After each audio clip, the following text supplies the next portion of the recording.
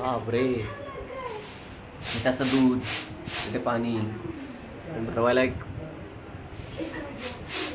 60 वर्षाचा माणूस, याला मोठा सुख, याला मोठा सुख.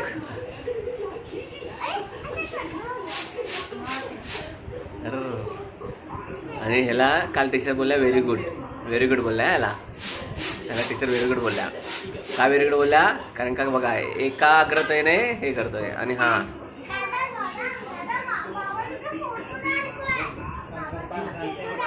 बापरे, बघा 1 मिनिटानंतर त्याला सांगावं लागलं.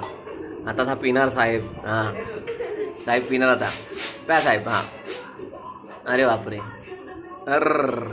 किती मेहनत करतोस रे बाबा. थकलास ना? थकला. आणि हा बघा हे वेगळंच ऐक शकत.